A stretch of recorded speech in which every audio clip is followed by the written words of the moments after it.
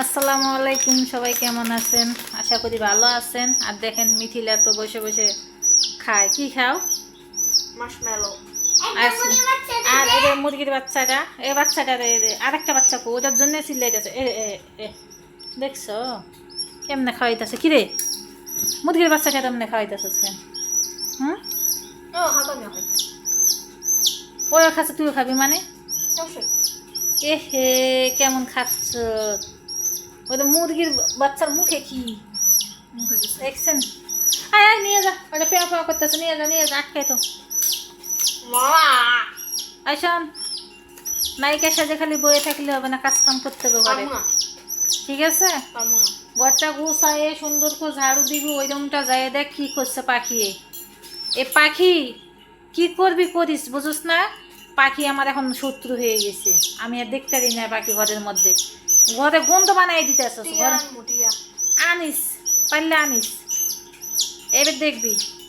এদের নিয়ে আছে দুটা মুরগির বাচ্চা, ওই নিয়ে আছে দুটা পাখি। এদিকে সেও সে, ওদিকে ঘুঘুর ডাক, তারপরে ময়লা। কবে তো পরিষ্কার করিস না খাতা?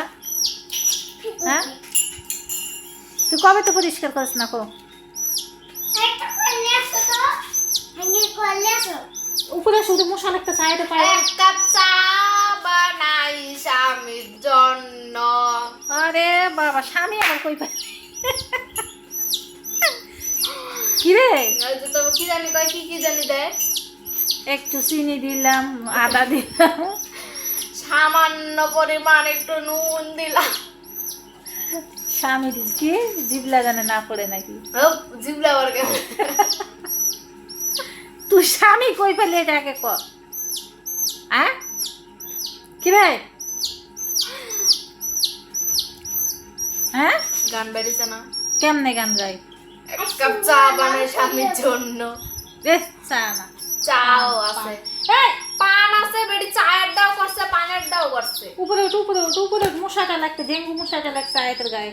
এতে পানি ফেলাইতেছে, আমি না এতে গা ভিজে যাবে এখন। ওর জ্বালানা আর সহ্য করতে পারি না, বুঝছো? এখন অসহ্য হয়ে গেছে আমার। এ বই না কালকে লো ইয়েতে যাই রেস্টুরেন্টে যাই। তোর বই নাকি রে? ইউ আ ইউ আমি তোর বই নিলে মা কই? তোর মা তুমি কই? মা তুমি।